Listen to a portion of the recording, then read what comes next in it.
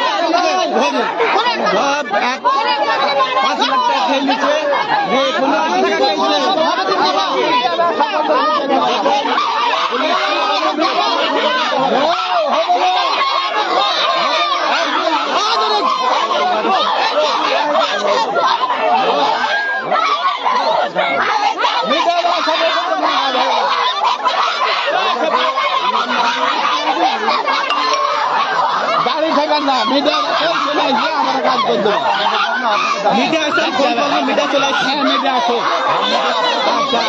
Media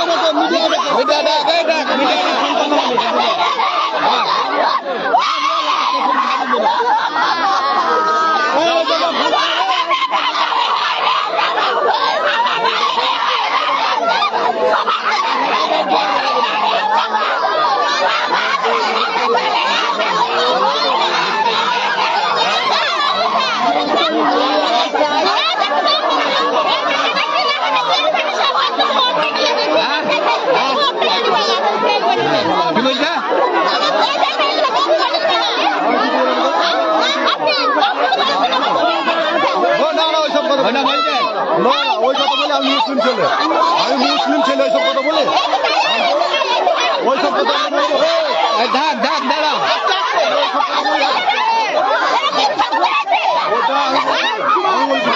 আমি মুসলিম ছেলে এটা তো অসহায় আমি ওই কথা বলতে পারবো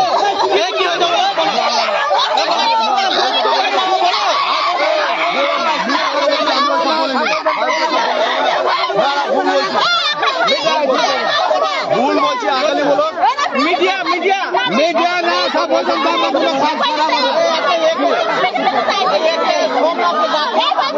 আমরা ফোন করি ভুল বলেছি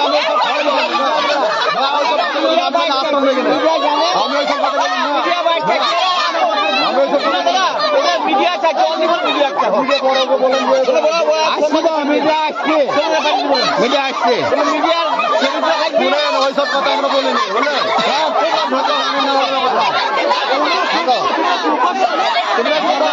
জানেন না ঠিক আছে ওই কথা আমি বলবো না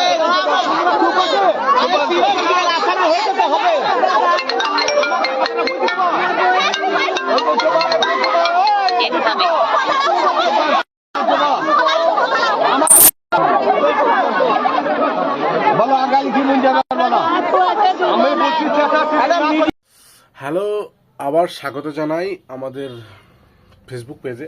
এতক্ষণ পর্যন্ত আপনারা যে ভিডিওটি দেখছিলেন এটি একটি মানে মর্মান্তিক ঘটনা বলা চলে, কারণ এখানে একজন মানুষ মারা গেছে, সেই জন্য একটা মর্মান্তিক ঘটনা। এই ঘটনাটা আমি দুদিন ধরে দেখছিলাম, এটা আমার এলাকাতেই ঘটেছে বিষয়টা। আমি অতটা নজর দিইনি, কিন্তু দেখলাম বারবার সবাই খুব শেয়ার করছে, পোস্ট করছে, তাই ভাবলাম একবার আমিও বিস্তারিত ঘটনাটা জানি। তো জানার পরে দেখলাম যে কিছুজন মানুষ একটি লাশ নিয়ে 3-4 দিন ধরে একটি লাশ রেখে সেই জিনিসটাকে নিয়ে লাশটাকে নিয়ে রাস্তার মাঝে ভিড় জমিয়ে রাস্তা অবরোধ করার চেষ্টা করছে। এবং বিচার চাইছে, যে মিডিয়া যতক্ষণ না পর্যন্ত আসবে না ততক্ষণ পর্যন্ত আমরা থামবো না, আমরা শুনবো না। কারণ কি, নাকি পুলিশ প্রশাসন এটার বিরুদ্ধে কোনো বিচার করার সিদ্ধান্ত নেয়নি, তদন্ত করেনি। যে একজন মহিলাকে পুড়িয়ে মারা হয়েছে, পেট্রোল দিয়ে পুড়িয়ে মারা হয়েছে, এটাই কিন্তু বাস্তব, এটা সঠিক। কিন্তু কে মেরেছে, কিভাবে মেরেছে, এই নিয়ে নানান প্রশ্ন উঠে আসছে। কেউ বলছে নাকি এই মেয়েটাকে যাকে মারা হয়েছে, এটা কিন্তু আবার শুনেন আজব একটা ঘটনা, যে একজনের সঙ্গে প্রেম বা অবৈধ সম্পর্ক আছে, তার নানিকে পুড়িয়ে মারা হয়েছে, তার নানিকে, হ্যাঁ তার নানিকে পুড়িয়ে মারা হয়েছে। এই নিয়েই কিন্তু একটা বিস্তারিত হট্টগোল চলছে আমাদের মুর্শিদাবাদের রেজিনগরে।